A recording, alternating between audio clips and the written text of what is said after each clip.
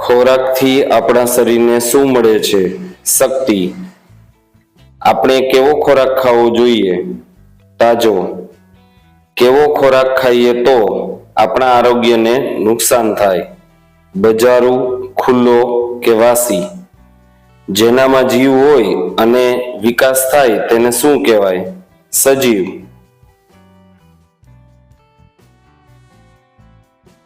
જેનામાં જીવ ન હોય અને વિકાસ થતો નથી તેને શું કહેવાય? નિર્જીવ.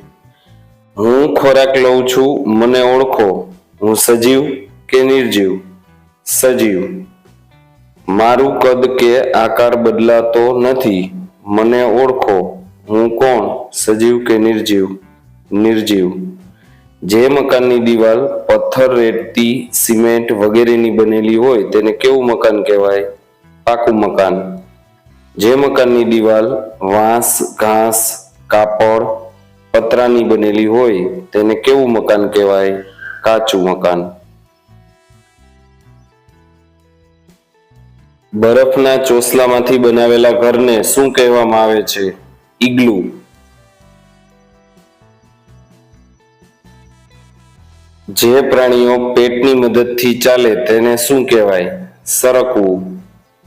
બગલો શેના વડે ખોરાક લે છે? ચાંચ.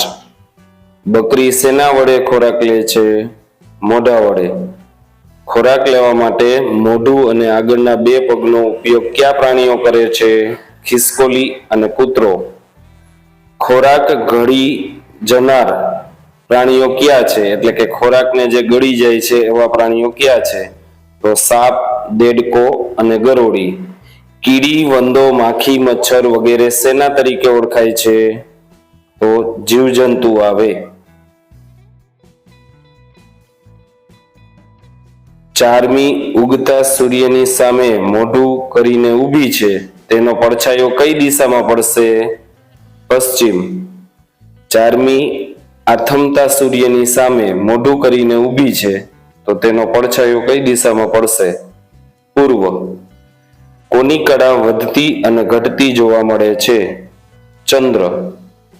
એકમથી પૂનમ સુધી ચંદ્રની વધતી કળાને શું કહેવાય? અજવાળિયા કે સુદ? પૂનમ પછીના દિવસોમાં ચંદ્રની કળા ઘટે છે તેને શું કહેવાય? અંધારિયા કે વદ? પૃથ્વી પર જમીન ધરાવતા ભાગને શું કહે છે? ખંડો.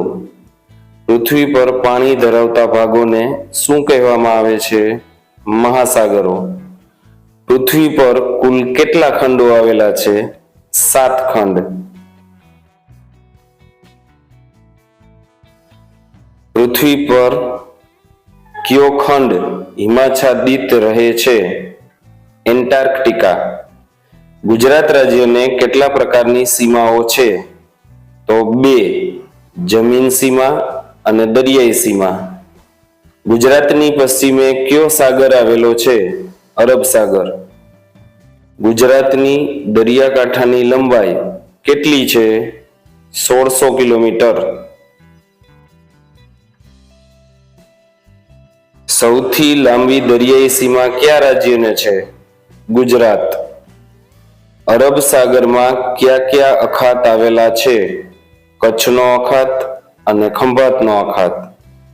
ભારતમાં વિસ્તારની દ્રષ્ટિએ ગુજરાતનું સ્થાન કેટલામું છે? 7મું. ભારતમાં વિવિધતામાં પણ ખાલી જગ્યા છે. એકતા. હિન્દુઓનું ધર્મસ્થળ કયું છે? મંદિર. મુસ્લિમોનું ધર્મસ્થળ કયું છે? મસ્જિદ. જૈનોનું ધર્મસ્થળ કયું છે? દેરાસર. પારસીઓનું ધર્મસ્થળ કયું છે? અગિયારી.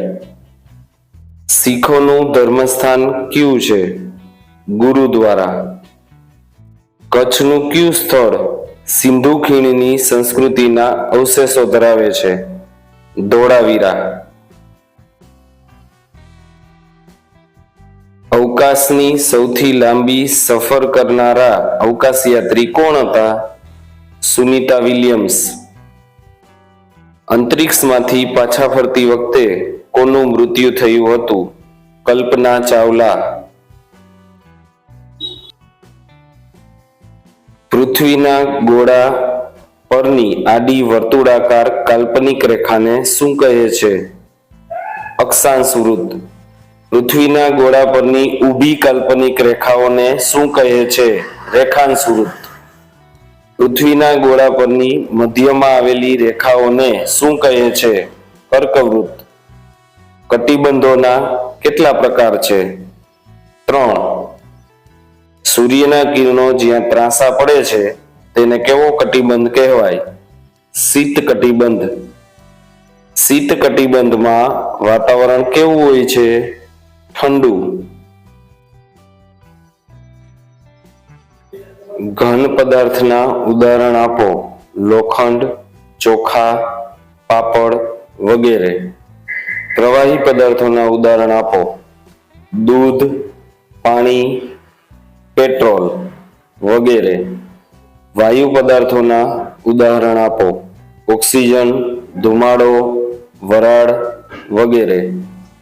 ઉત્તરાખંડમાં ઘરવાલમાં ઝડપથી વધી રહેલા વૃક્ષ નિકંદન અટકાવવા શરૂ થયેલો અભિયાન શેના તરીકે જાણીતું છે? ચિપકો આંદોલન. ચિપકો આંદોલન ક્યારે શરૂ થયું હતું? 1970માં. માટું અમારું પાણી અમારું, હમારા હી છાઈ બોન ભી. આ ગીત કયા આંદોલન સાથે સંકળાયેલું છે? ચિપકો આંદોલન. ચિપકો આંદોલનમાં લોકો કોને વળગીને ઊભા રહ્યા હતા? વૃક્ષને.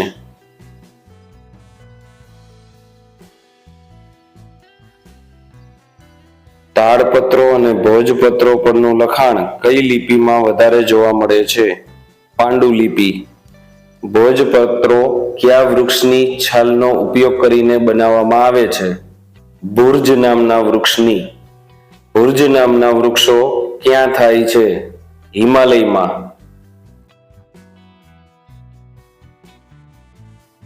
શિલા કે પથ્થર ઉપર લખવામાં આવતા લેખને શું કહે છે? અભિલેખો. તાંબાના પતરા ઉપર કોતરીને લખવામાં આવતું લખાણ શેના તરીકે ઓળખાય છે? તામ્રપત્ર. કઈ પદ્ધતિથી પુરાતાત્વિક અવશેષોનો ચોક્કસ સમયગાળો એટલે કે સમયકાળ જાણી શકાય છે? કાર્બન ડેટિંગ પદ્ધતિ. જો વિદ્યાર્થી મિત્રો તમને આ વિડીયો થોડો પણ ઉપયોગી લાગ્યો હોય તો મારી આ ચેનલને લાઈક કરો, શેર કરો અને તમારા બીજા મિત્રો સુધી પહોંચાડો તેમજ આ ચેનલને સબસ્ક્રાઇબ કરો.